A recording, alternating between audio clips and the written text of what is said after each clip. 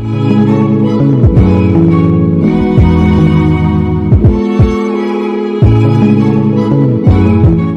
right, man, let's talk about Lubin. Well, something with Lubin. Let's talk about Lubin. I'll do a video dedicated to the actual fight. A lot of people say, well, Lubin took a dive. I addressed that towards the middle to the end. 2-round fight. Somebody pointed this the third brother that Vergil Ortiz kept 2 and under. You want Delorme, if you want to consider him a brother, Frederick Lawson, and then now you have Erickson Lubin. At the end of the day, Lubin was very smiley and cheeky in the back of that fight. He was very confident all week, and you come in there and you put that performance, you put down that type of performance. It's like, yo, you talked all that confident shit and people sleeping on you, and you were showed why you was brought here. For the most part, one of the things that when fighters don't have legs no more, they drift to the ropes. And if anything, you'd expect the Lubin to drift to the ropes, right around the 6th round, late in the fight, to drift to the ropes. And it tells me that, okay, the legs may not function the way they were, but that early in the fight to say you don't have any legs, it's kind of, crazy to me. And I think Errol Spence had the best synopsis when he said that he felt the power and that's what made him check out. And I'm paraphrasing. And I think Errol Spence is right. I think he felt the power and he didn't want to get hit by that again. And I think he decided to check out. That's just my opinion on it. I think he got hit with a real shot, on the way his body froze and all of that type of stuff. And, but I don't think it was just the fact that he didn't have legs. I think he made a conscious decision and maybe in his mind, he retired. Maybe in his mind, he retired. I'm like, I don't really want to go through this shit no more. You think you want to go through it, and who knows, this camp could have been great. It could have been terrible. You know what I'm saying? He could have felt great in camp and got into the ring and felt sluggish. But, at the end of the day, he had that reach. And as you see early in that fight, the geography of that fight, was dictated by Vergil Ortiz. I mean, he didn't put up 2-3 good rounds of him boxing Vergil Ortiz, using his legs, going side to side, touching him. He was very tentative from the beginning of the fight. Didn't try to go out on his shield. Didn't try to really press the action. Didn't really try to just say, you know what, I'm going to strap my nuts on and go on one little run before I hang it up. He sat on the ropes and just got pile drive. I think he made a conscious decision that this is something that I don't want to do anymore, and did some of the fast tracking, take away from Lubin. Yes, this is what happens when you put a young bull in there and it's too soon. Whether it was turning 18 with Mike Tyson at 18 and looking to get the money and not going through the amateur process and going to the Olympics could have built some type of character. Could have started your career off so much better. You probably would have had an easier route to the title had you competed in the Olympics and won a gold medal. Your life would have been, But it was said, I believe, that his mother was kind of running the show and pushing him to do things prematurely. And at the end of the day, a lot of women are money hungry. You know what I'm saying? So, you got to have the patience and the discipline to really move a fighter or move an athlete. Some parents want it too fast. Trust the process. Oh, I reclassify my kid, or I put my kid here. Sometimes the pain and struggle of doing it the right way and not trying to jump the ship. I don't understand why everybody is so, I don't understand why everybody is so hell bent on, just let's hurry up. Sometimes slow and steady wins the race. Obviously with the hare and the tortoise. Sometimes slow and steady and focus win the race. If you take your time and do it the right way, the chips fall where they don't fall. But if you rush it, a lot of these guys be rushing. You American, you ain't rushing. Take your time. And I feel like maybe if he had took his time in his career, built his body up, built his psyche up, and I was saying that ahead of that Charlo fight, that it was premature. But, like I said before, some people sell their soul for riches when they could have had a lot more down the road. And last night, I think he got hit with a good shot. I think he retired.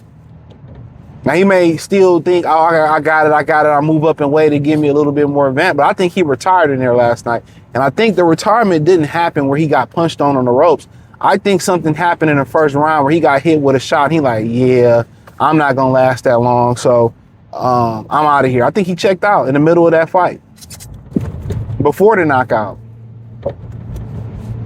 And that's just my opinion on it. I feel like he checked out before the knockouts. You know, I think he got hit something in that first round that made him say, okay, I ain't gonna try. And like I said, I can't tell you, I can't tell you if I'm not saying he quit or he don't have dog, or that's not for me to determine that. You know what I'm saying? That's not for me to determine that, because it's, Lubin's a warrior. He showed versus Sebastian Fondor that he's a warrior. He showed the initiative taking on Charlo while he was young. He showed that he's a warrior. So, at the end of the day, one moment shouldn't define a person, especially a person who got a great character. At the end of the day, when you get old and your body don't function the way it used to function, you know what I'm saying? That's something to think about. I remember when I was done hooping, man. I was hooping with some guys that, one of the guys hooping when he like the man overseas in some country. I'm like, oh man, I can't compete with these dudes no more. I'm like, I'm done. You know what I'm saying? I'm done. I can't compete with these motherfuckers no more. I'm done. You had that moment where you think you still can do it, and sometimes you take a long break and you get a love and get reinvigorated from it. So sometimes it ain't always mental. Sometimes it's spiritual. Sometimes it's physical. You just need a break. You might take 4 or 5 years off, and then you're like, oh man, I just got the, I got the urge to want to do it again, want to hoop or want to write again or rap or sing. And sometimes that break is what you needed. You know what I'm saying? Like, man, I feel pretty fucking good. So sometimes that's the deal. But, as far as do I think he quit, I don't think he took a dive last night. Honestly, I don't think so.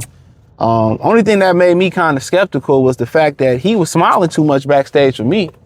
You about to go to war. You back there cheesing. You cheesing like after the fight. I'm about to take down motherfucking, a bad bitch, even Longoria or something. You know what I'm saying? That's what made me kind of skeptical, but I don't think he quit. I just think at the end of the day, I think somewhere around that, that layoff probably killed him. That layoff probably killed him. That's what I believe it was. I didn't know the layoff was that long. I usually do better research than that, but the layoff probably would kill him. When you take some time off and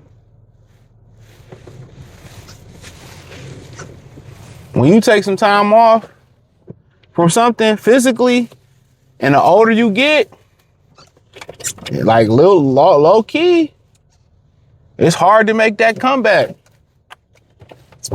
Low key, it's hard to come back. So I think maybe that layoff took something from him that he didn't get back. And it depends what you do during that layoff too. Yep, it depends on, if you're drinking, you smoking, you being lazy. If you don't have a fight scheduled, most guys are just most guys and girls is just gonna do, they might, stay in shape or try to stay in shape, but when you sometimes you take too much time off, bro, you lose it. You lose it. So, but I don't think he took a dive last night. I mean, I'm gonna respect my brother's character and everything I knew about Erickson Lubin. The character was strong. I don't think my brother took no dive last night, but I think he felt something in that first round or leading up to that knockout. They put him on the ropes. Like, I think physically, like, you know what, I'm done. And maybe that decision came in camp and you got to sell the fight. Maybe that decision came in camp. I know people say we just fought 6 months ago, but like Kobe said, that fight he had on BoxRec, Pro Box, Kobe said he didn't have no legs. The shock absorbers are gone, so it happens. I think he had a tremendous lot of wear and tear on his body, a lot of trade off those tires through those wars. I just think he was moved too fast. I'd rather move a fighter like Wilder than move him like Lubin before they're ready. You kind of see what I'm saying? If I'm moving like Lubin, I got a situation like Lomachenko, Usyk, an older fighter going in there. But Lubin should have slow cooked it. You know what I'm saying? But hey, I no regrets. Everything that happened was the way it was supposed to happen for a reason. Some people think, some people would have got superstardom and probably crashed off a ledge. So everything that it happens for a reason. So I'm a firm believer in that. I'm a firm believer in that, man. And you know, you want to question why? Could be saving you for something worse. You probably not ready for that greatness.